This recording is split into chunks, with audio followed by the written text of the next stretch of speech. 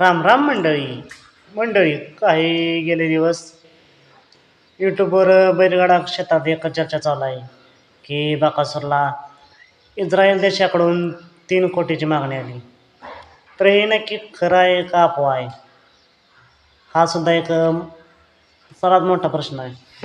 कारण मित्रांनो, एका चॅनेलवर एक मुलाखत घेतली होती, तेव्हा कोणत्या तरी एका बैलगाडी मालकाने सांगितलं की बकासूर खरंच देव आहे आणि बकासूर एवढा का पळतो याचं रहस्य जाणून घेण्यासाठी इस्रायल देशाने 3 कोटी रुपयात मागणी केलेली आहे. हे नक्की खरं आहे का, हेच आपण या व्हिडिओमध्ये पाहणार आहोत. तर जर हे खरं असतं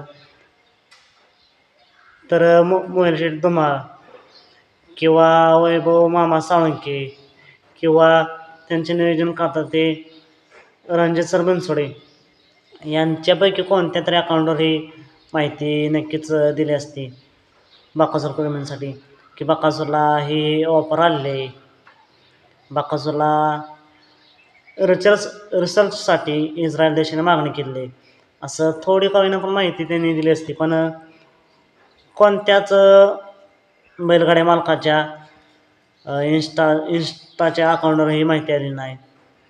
मग हे खरं कशावरून, हे फक्त एका यूट्यूबवर मुलाखतीत कोणत्या काही बैलगाडी मालकाने सांगितलं म्हणून तिथून ही चर्चा चालू झाली. जर हे खरं म्हणावं तर इस्रायल देशाने फक्त 3 कोटीला का मागणी केली असेल, कारण बकासूर हा बैलगाडा क्षेत्रातील देव आहे. त्याच्यामुळे कितीतरी खिल्लार जातीतील गोवंश आज जपला जातोय, कितीतरी नंदींना जीवनदान भेटलेलं आहे आणि बैलगाडा क्षेत्र असं चालू राहिलेलं आहे. त्यामुळे 10 कोटी 50 कोटी जरी मागितलं तर हे मोहिल शेठ धुमाळ बकासूरला देणार नाहीत. आणि तिथंच नाही म्हणून सांगितलं असतं आणि लगेच आपल्या अकाउंटवर ही माहिती दिली असती, पण असं काय झालं नाही. त्यामुळं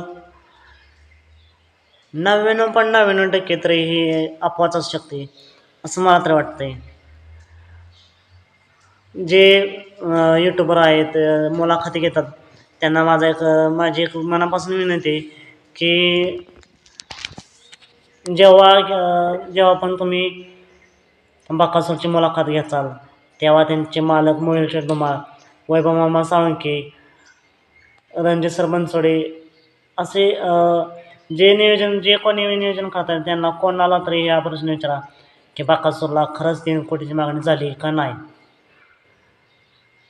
यावर तुमचं मत काय आहे कमेंट करून नक्की सांगा की बकासूरला खरंच 3 कोटीची मागणी झाली की हे फक्त आणि फक्त अफवा आहे, हे कमेंट करून नक्की सांगा. चला तर मग भेटूया पुन्हा एकदा बैलगाडा क्षेत्रातील एका नवीन अपडेट्ससह भन्नाट अशा नवीन व्हिडिओमध्ये.